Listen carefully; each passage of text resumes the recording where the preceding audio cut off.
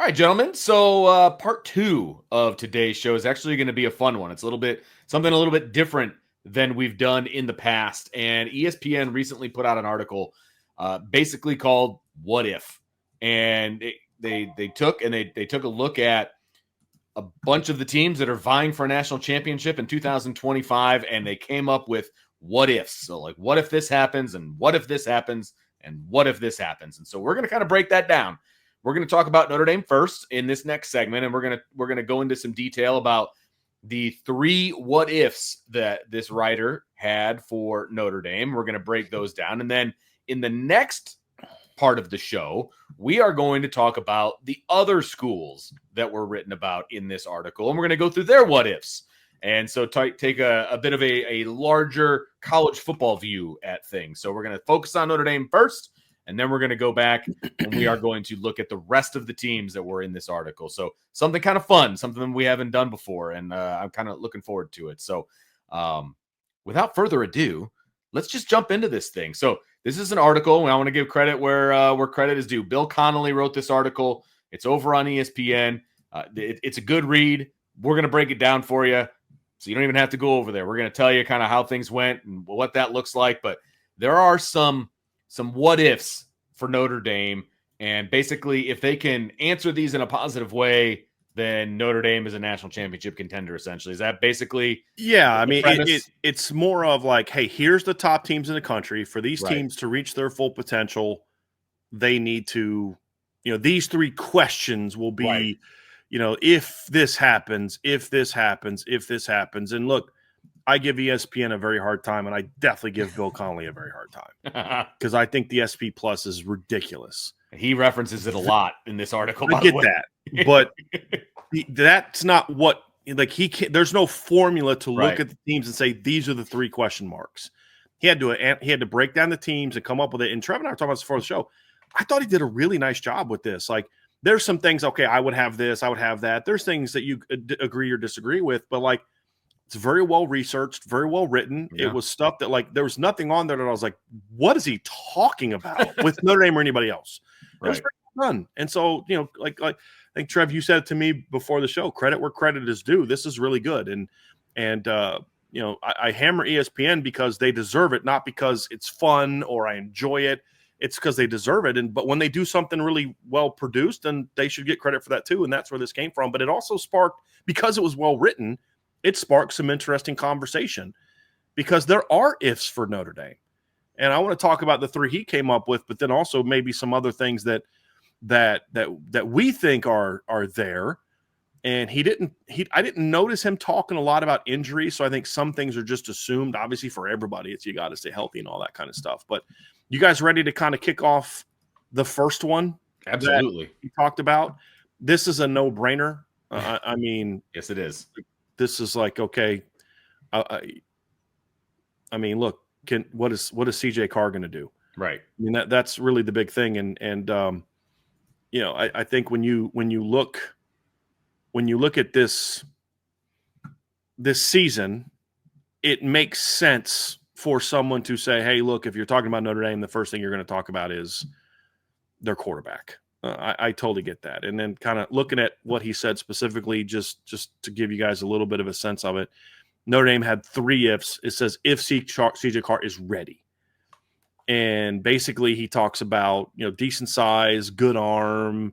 This is a weird comment. He isn't the third down bowling ball that Riley Leonard proved to be, but he could offset that with steadier passing. And say it with me now, we won't know he's ready for the job till he proves it. Thank you, Captain Obvious. Like, the writing part of that was like a little wonky, but the point is still fact. A big part of it. We say all the time, Vince, you and I have been saying it for years. Notre Dame can't compete for a championship without a quarterback that can be a playmaker. You can be a playmaker in different ways. There's the way Riley Leonard did it. Right. There's the way Jimmy Clausen did it. There's the way that Brady Quinn did it. There's the way that Everett Golson did it. It's been different. There's the way Ian Book did it. They all had their moments of being playmakers to varying degrees of greatness, but you need that. You're not going to go win a championship with, Pat Dillingham. You're just not. And so quarterback is very important for Notre Dame. I think the overall talent level has raised to where the quarterback, he doesn't have to be Jameis Winston from 2013 for them to win it, but it would help if it was that, but I think that's a great point. Is CJ Carr ready? Is he ready for the limelight? Is he ready to take over? And he does say, if he isn't, sophomore Kenny Minchey better be. And I think that was a nice little late throw in that also is impactful. Like, one of these two kids has to be ready for prime time. And I just, Notre Dame could be a playoff team if these guys are just kind of average, but they're not going to be a title contender if these guys are just average. Well, we've seen it before. We've seen Notre Dame with an excellent run game and a good run blocking offensive line that make a run to the playoffs, or they finish a season, 11-1 and go to a bowl game. And, we've seen it. Quarterback is the difference maker. We've seen Notre Dame, maybe not with quite the dynamic running ability and combination of Jeremiah Love and Jadarian Price, but we've seen this program have really good running backs before in the past that they could lean on and make it to the playoffs. But what was the difference maker in 2018 when they got to the playoffs against Clemson? Quarterback play took a back seat to the other teams in the postseason. Let's just say it again. 4 quarterbacks in the playoffs in 2018. Trevor Lawrence, Kyler Murray, Tua Tagovailoa, and Ian Book. You can love Ian Book all you want, but one of these things is not like the other. Yeah. 2 years later, Mac Jones, Justin Fields, Trevor Lawrence, Ian Book. Again, one of these is not like the other. And what was unique about last year is you didn't have those elite big-time quarterbacks for those other teams.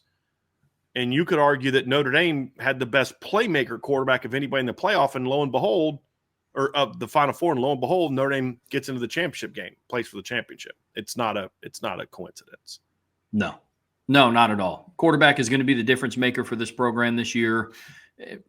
Done in a different light than what it was last year, but again, this sticks to the common theme. This is a well thought out article, specifically in the Notre Dame end of it. And yes, I know it doesn't take a whole lot to say who's the starting quarterback at Notre Dame. They're going to have a big impact on the season. But based on what we've seen in years past, it's very true. And I do appreciate that he threw in Kenny Minchey at the end of it as well.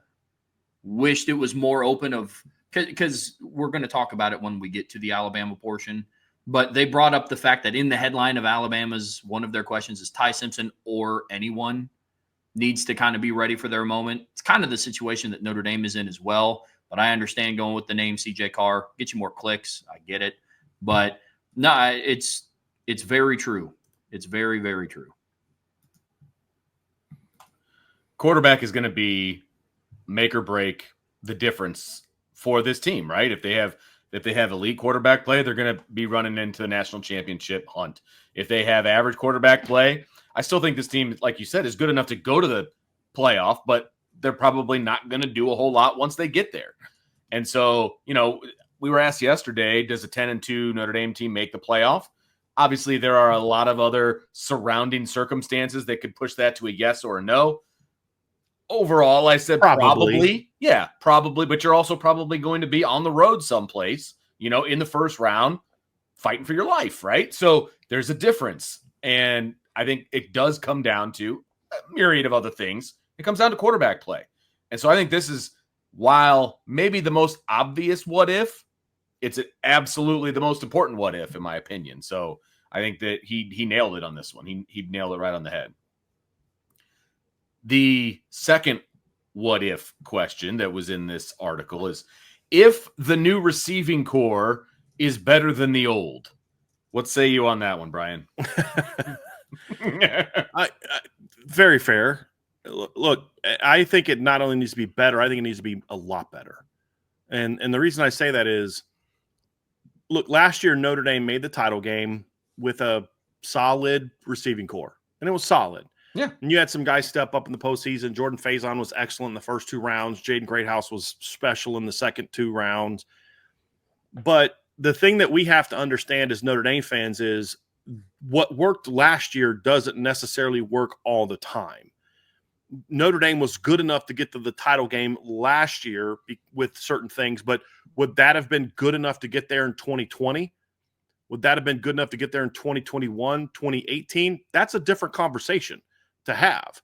if you want to have more of a sort of a foolproof type of program where you don't have to rely on it being a down year of college football, which I have no problem saying. We said that before the season. I can't then go back and revert and say, well, I was just kidding because Notre Dame made the championship game, so it actually was a great year. All these teams could have beat Bama in 2020. No, it was a down year. Notre Dame took advantage, which is why a flawed Notre Dame team with a lot of injuries was able to overcome with great coaching, heart, leadership, toughness, and talent and still get to the title game. I don't know if people believed us when we were talking in the preseason about how this was a great opportunity for Notre Dame. Yes. Because of the parity and the kind of the overall down year that college football was going to have. I don't think people necessarily believed us, but we were talking about that around this time last year.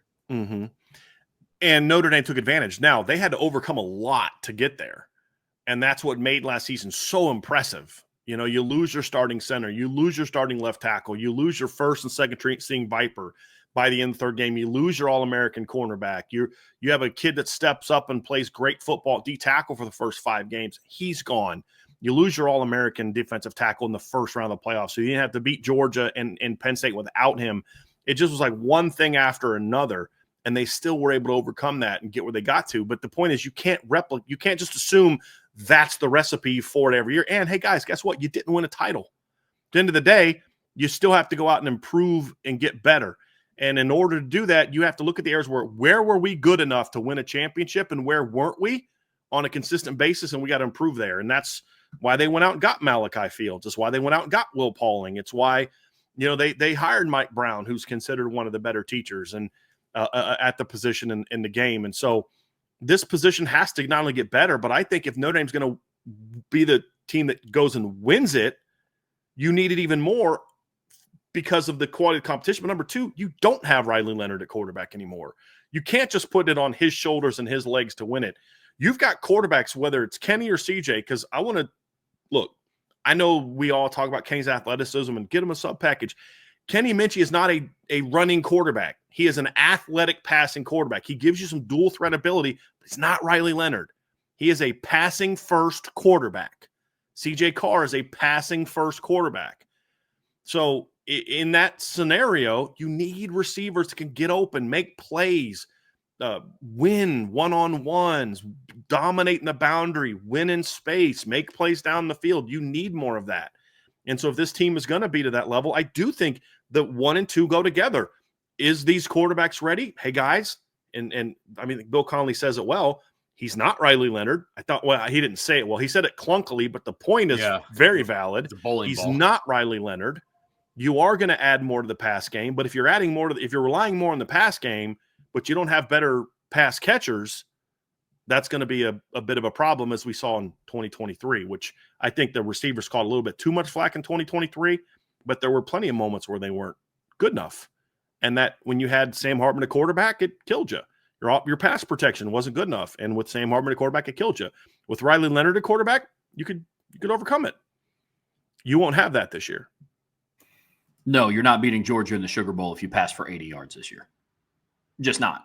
Because of the makeup of various other things. You don't have Riley Leonard to then go and bail you out in certain situations. You're going to have a quarterback with a skill set that can bail you out in different ways. It'll be passing the ball vertically, pushing the ball vertically down the field, but it comes down to consistency around wide receiver play. In moments in 23 and in 24 is, hey, do you remember that wide receiver's performance that one time, that one game, in that one half? He was electric. Now we just have to see it for the other 11 games. And as long as this receiving core can be and have the impact that we believe that they can week in and week out, and it could be a different person. It's not like 2019 where you just know it's going to be Chase Claypool every Saturday when given the opportunity. You know what I mean? It's not like in 2019 and Georgia, when they were down against Georgia and Athens, they didn't really look his way until it was a little bit too late in that game. But I've been very adamant and very consistent that this year Notre Dame's receiving core, it could be somebody different, but the unit as a whole has to be impactful every single week. And I'm not going to take too much light into what they do against Miami of Ohio. Yes, I understand Bo Collins caught a 38-yard touchdown pass against Miami of Ohio. I would like to see that against the more meaningful games on their schedule. That's what, against Miami, Florida. I mean, did you just read my lips? Yeah, I did. Okay, that's because I realized I had myself muted, and I was like, oh shoot, I didn't hear that. And Trevor goes, exactly, Miami, Florida. Well done, dude. Well done. Thank you. But that's what 2023 was. Thank you. That's what 2023 was. They looked electric against Tennessee State and Central Michigan, but then even NC State to a degree, USC, but then you get up against Ohio State, defense you go up against Clemson, exactly. So more consistent week in and week out, especially in the big moments. If they can carry over the momentum that they had in the postseason, to your point, Bryan, about Jordan Faison's performance in the first 2 games and then Jaden Greathouse's performance in the final 2 games. If the unit as a whole can emulate that over the course of a season, then that what if is going to be answered pretty quickly.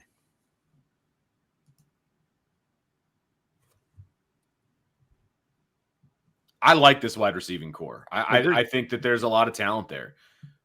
I feel like I've fallen into the trap of being excited about the wide receiving core in the preseason for the past few years. Yep. And it's kind of burnt me a little bit. You know what I mean? Like when I say, but this year's different. Right. Yes. I mean, and it has to be. Look, that's why this is a good what if, though, right? Because they do need to be better as a whole. And I think they need to be better at the top as well. And whoever that, I don't care who the best wide receiver is on this team. I don't care who the alpha becomes.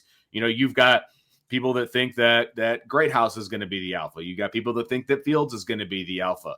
My opinion on that is, okay, as long as one of them does it, I don't care. Or both of them could do it. That would be okay too. So it doesn't matter to me who it is. It doesn't matter how it looks, as long as they get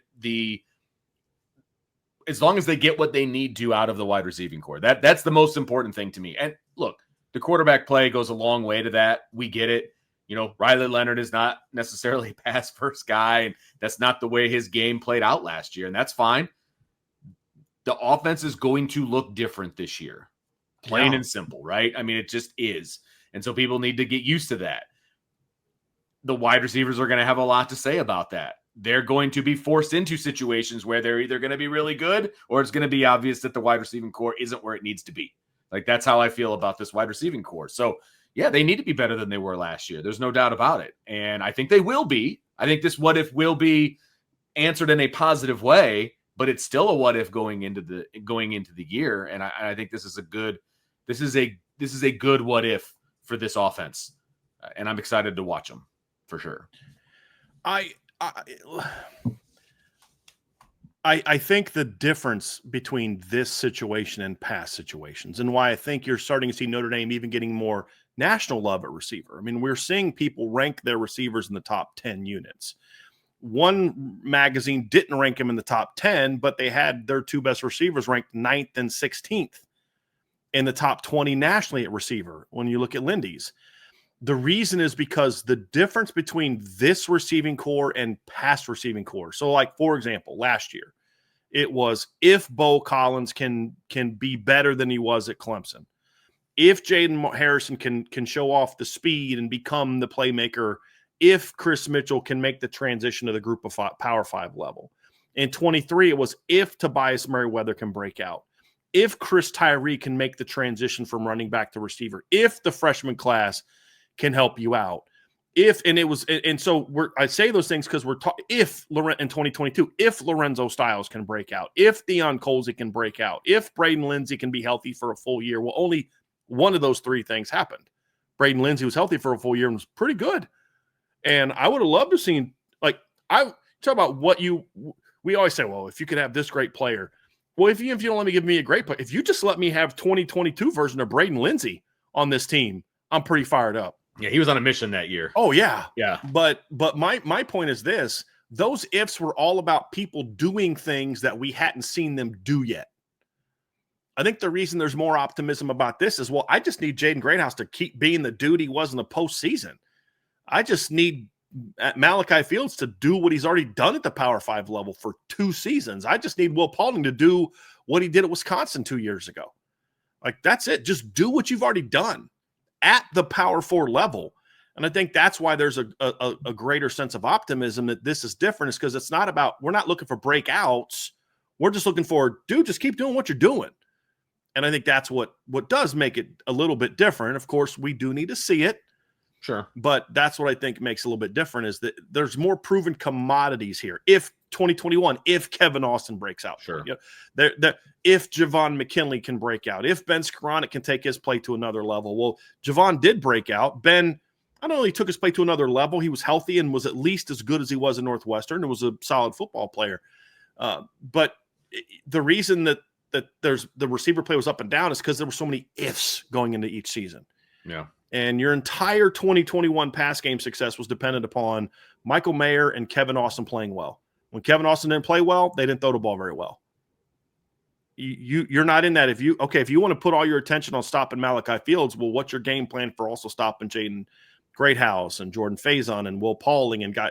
That's what makes this a little bit different. But it is a very legitimate thing to say that Notre Dame reaching their full potential requires their receivers to be better than what they were a year ago.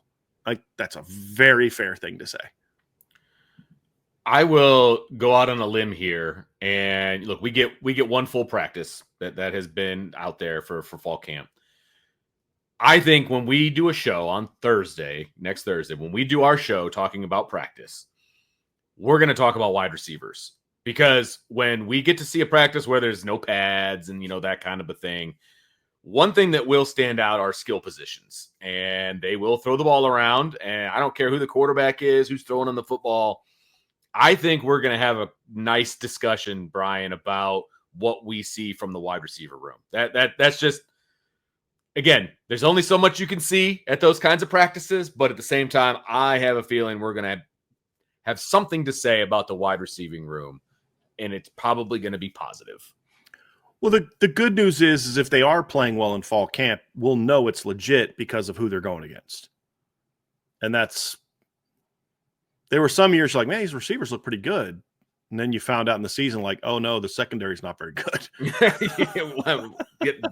I feel like that is there was no what if the secondary is, where they need to be in this article. Right. I feel like we know that. If they'd have put that there, we'd be having a very different conversation about the quality of this article. Yes. Is Notre Dame good enough in the secondary?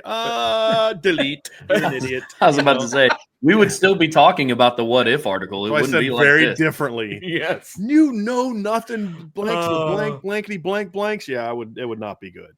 It would not be good. Yeah, no doubt. No doubt. But that's good, though. It's like I think about how much improvement we saw from the defense in 2017. And Mike Elko would say, like, a big part of the improvement is that we have to defend this offense every day. Yeah. We have to go against this offensive line every day in practice. So by the time we get to Saturday, it's like, phew, finally get a day off from getting destroyed in practice. You know what I mean? It's like it was I think that makes you better. I mean, you look at Pete Carroll when he was at USC would always talk about, like, dude, the hardest part of being at USC, his players always talk about it. The hardest thing for us is going against each other in practice, because he was always doing good on good. Even during game week, he'd have good on good periods.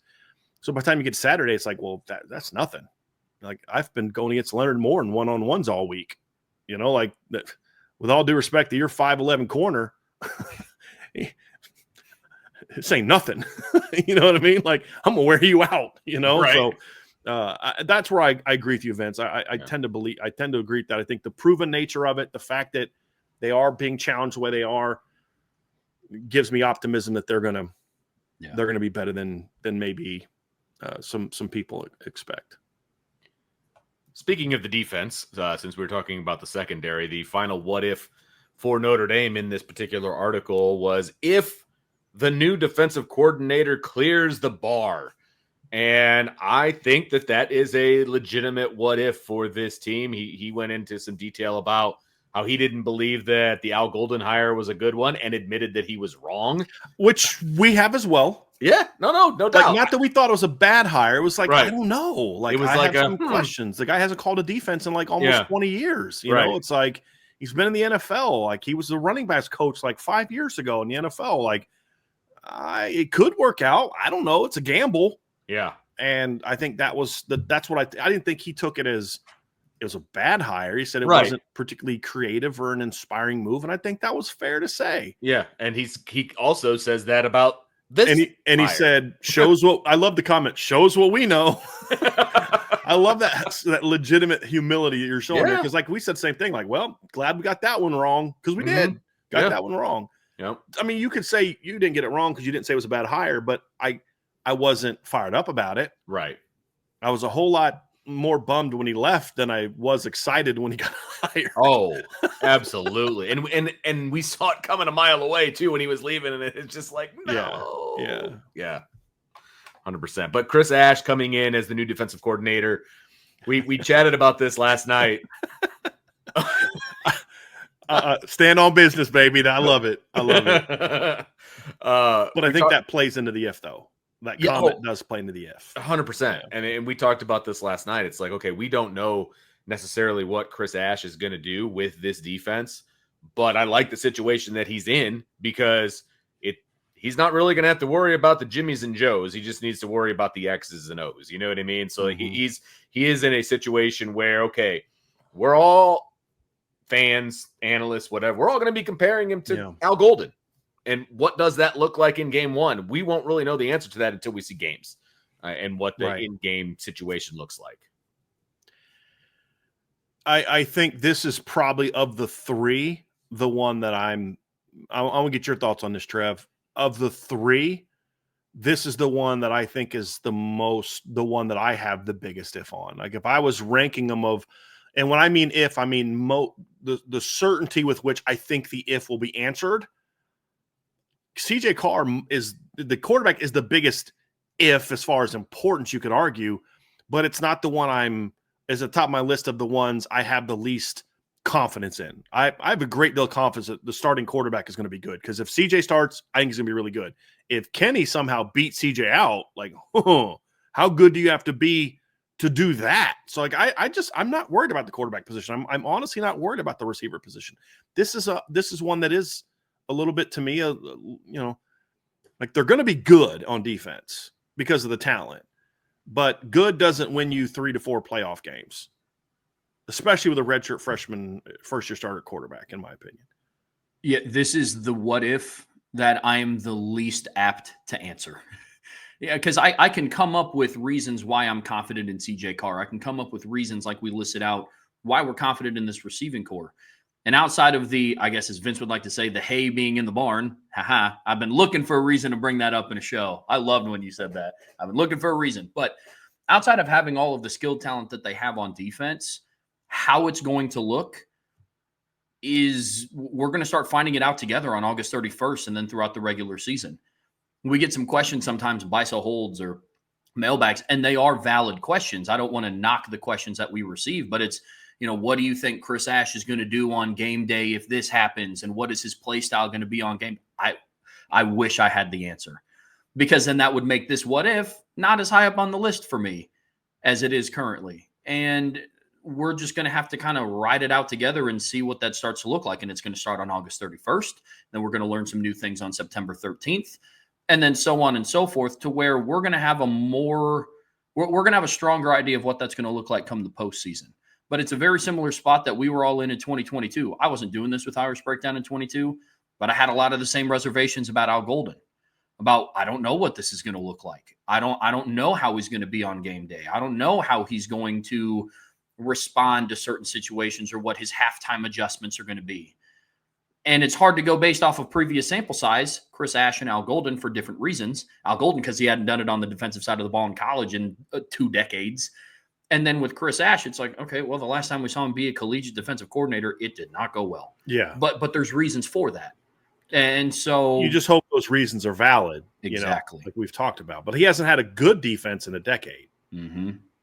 Exactly. Because like he talked about how he bombed out at Rutgers, and he did, but I don't care about that. I don't care what a guy does as a head coach. It just doesn't really bother me. I care what a guy does as a coordinator. Yep. And that's the thing we're going to have to learn about Chris Ash. But yeah, that and my if isn't so much of I think it's bad. I think he's going to struggle. I think he's going to suck. I don't think he can do this. I don't know. And that is a lot where I was with Al Golden. It takes a lot of projection and just honestly blind trust in Marcus Freeman to say, no, they're going to be fine on defense. And I'm not good at the blind trust thing. But I do think that the Al Golden hire gives Marcus Freeman a little bit of a, let's see how it goes. That's why I haven't hammered the Chris Ash hire a whole lot. I said what I said at the beginning, but I've been open-minded, and I saw some good things in the spring. His teaching method is not like what we've heard, and I'm very careful to base that off of what we saw in person, because Vince, you remember how it was going to watch Bryan Van Gorder in practice.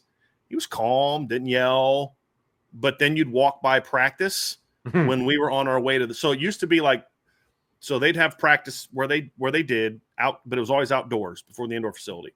So we'd have a press conference after practice, and you'd park down by the soccer field, baseball fields, and you'd walk by. And I'd usually back then would get there pretty early when I went to press conferences, and you'd hear them practicing, and you'd hear some things Bryan Van Gorder would say, and you're like, oh my God, if a coach said that to me, like I might have to punch him in his face.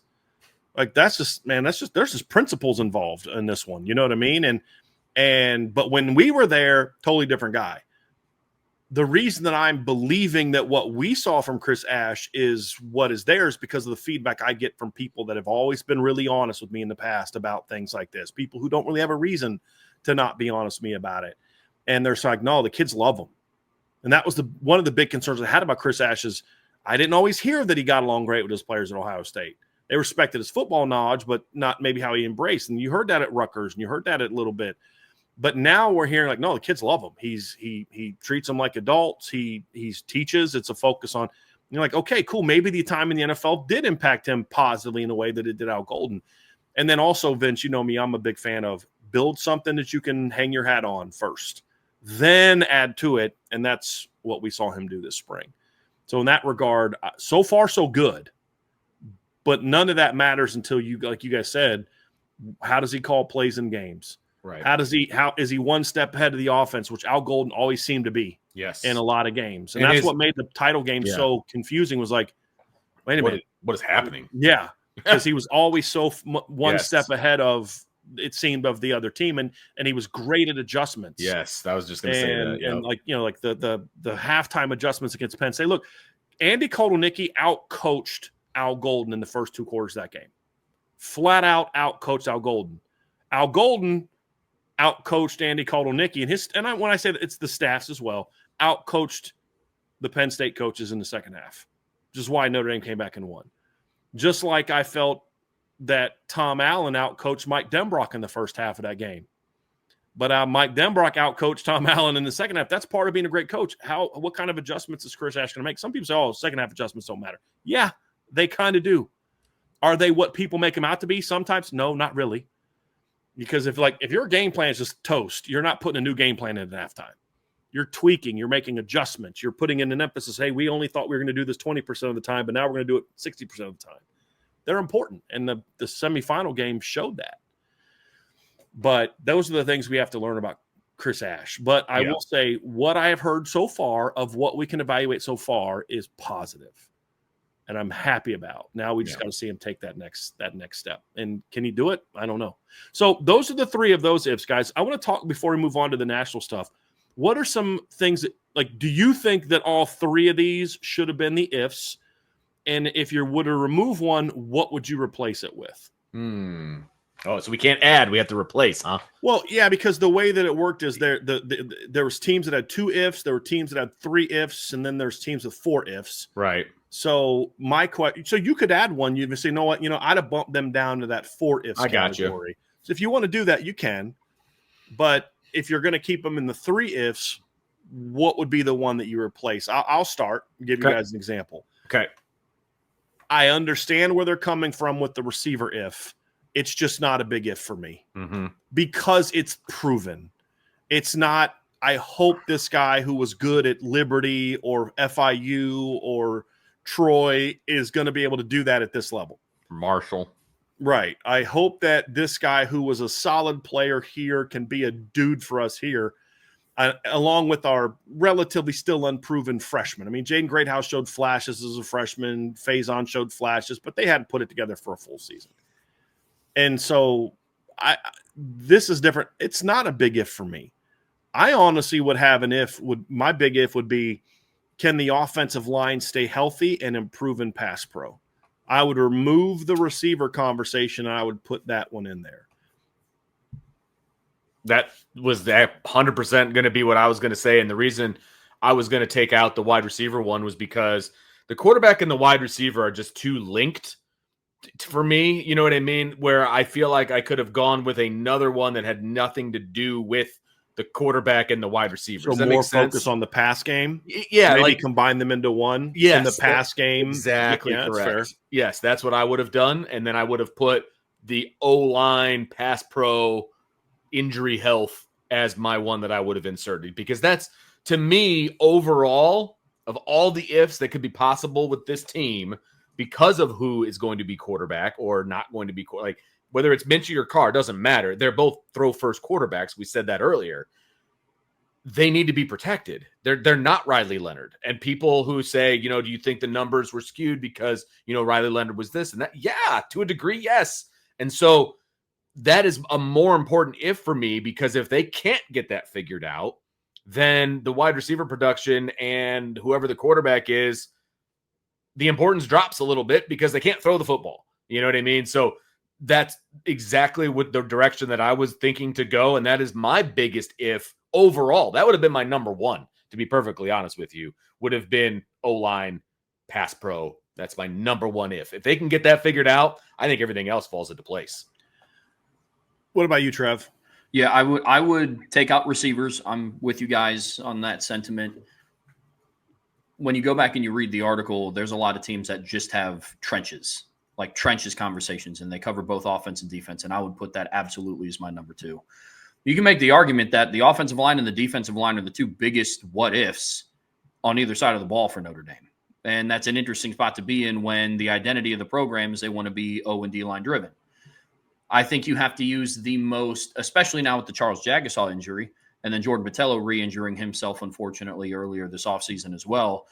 I think that may be the two position groups where you have to kind of use the most projection of if this player works out, replaces this production, et cetera, then Notre Dame can get back to the stage that they strive to be in. Echo everything that you guys said about the offensive line and pass protection. Just continue to grow as a run blocking team. I mean, honestly, if you just kind of repeat your performance from last season, you're still going to be a pretty darn good run blocking team. Elevate it in certain areas, get more consistent in certain areas. But then on the defensive line, can you generate a pass rush specifically on the edges? Because that was basically just absent last year.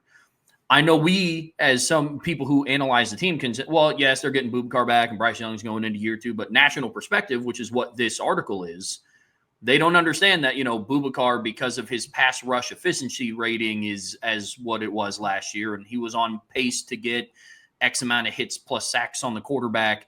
They don't view it that way. Right. I'm not saying that it's okay that they don't, but they have to cover. But it's fair. The guy's played 4 games. Yeah. I mean, like, if you really think about it, he played 3 games this year or 4 games this year because he got hurt against Louisville. So 5. And then like a snap at a key moment the year before. Mm-hmm. He's really played 5 games. So it's fair. Yep. So I would replace wide receivers with just overall trench play for Notre Dame, because you see that common, and I know we're going to talk about it here in a little bit, but you see that pretty common throughout some of the other teams that were mentioned. So I would replace the receiver play with those. I would consider instead of having Chris Ash as a whole, like, it's a little bit too macro for me. I'd have gone a little bit micro and said, can Chris Ash get the run game, the run defense better? So I think when you look at Notre Dame last couple of years, they've been pretty darn good in the secondary and in pass defense. And you've got Mike Mickens coming back. You've got a preseason All-American at corner coming back. You might have the best cornerback duo in the country. They're at least in the conversation. You've got a veteran safety coming back. There's talent there. I think the question is more of, can Chris Ash do the one thing that Al Golden couldn't, which is develop a championship caliber run defense? I'd have gone a little bit more granular on that one, right? A little bit more micro on that one.